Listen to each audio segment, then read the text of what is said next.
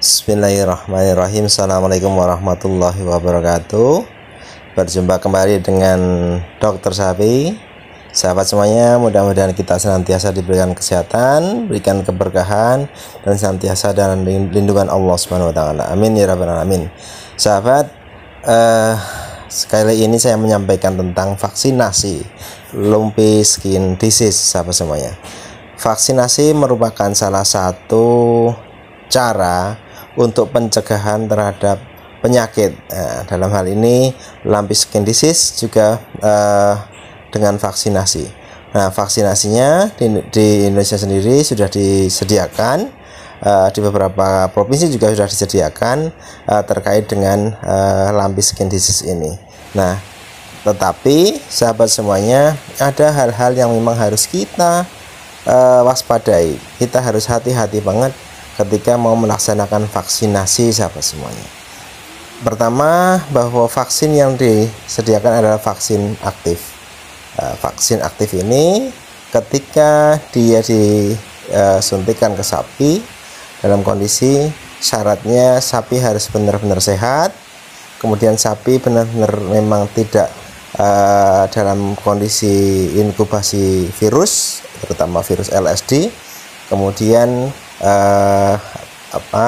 vaksinnya pun benar-benar harus dilindungi dengan cold chain, artinya benar-benar ketika ke lapangan harus kita tahu bagaimana penyimpanannya, bagaimana membawanya, kemudian bagaimana mengaplikasikannya, sahabat semuanya, sehingga semua itu nanti benar-benar menghasilkan daya tahan tubuh sapi yang baik.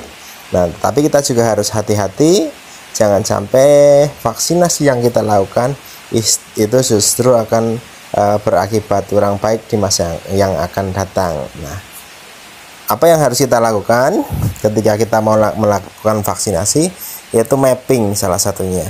Kita ketika datang di suatu daerah harus tahu mappingnya, apakah di daerah tersebut, apakah di populasi tersebut benar-benar LSD-nya belum masuk, sahabat semuanya, atau zonanya masih zona hijau. Zona kuning pun sebenarnya tidak berani.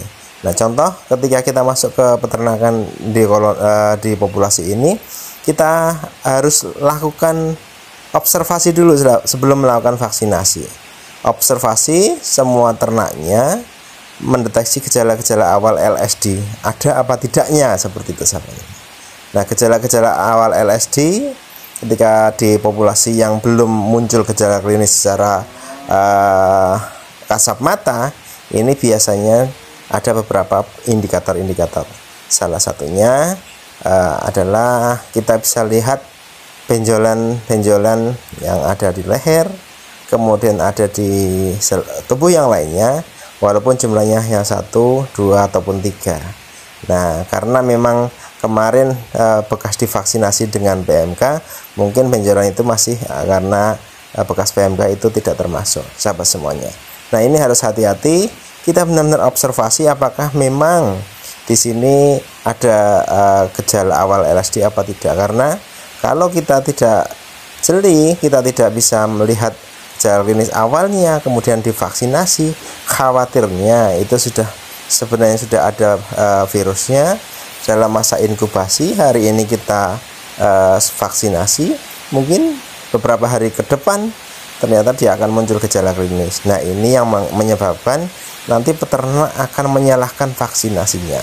Dia akan menyalahkan, ternyata dengan divaksin malah menyebabkan gejala klinis, mengundang penyakit dan segala macamnya. Padahal mungkin memang sudah ada virus di satu populasi. Nah, karena ini penyakit bukan penyakit yang individual, tapi penyakit populasi, maka ketika dalam satu populasi ini sudah ada satu saja yang terinfeksi, maka yang lainnya dianggap sebagai populasi terancam atau populasi terinfeksi. Nah, indikasi yang lainnya mungkin kita bisa lihat kalau sapi-sapi di daerah dingin, yang kondisinya dingin, hujan, itu ternyata mengalami hipersalivasi. Nah, itu salah satu ekspresi dari demam, sahabat semuanya. Nah, ekspresi demam ini mungkin ada infeksi, salah satunya hipersalivasi disebabkan karena LSD. Nah, kalau kemarin kita ngerti PMK, nah saat ini hipersalivasi atau ngecas-ngecas ini salah satunya disebabkan karena LSD. Maka kita harus paham ada yang hipersalivasi, kita teliti lebih, kita observasi lebih detail lagi. Nah sahabat semuanya, seperti itu, hati-hati vaksinasi.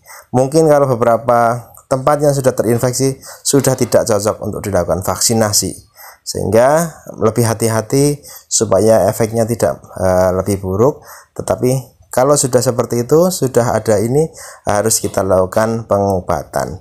Nah sekian, assalamualaikum warahmatullahi wabarakatuh.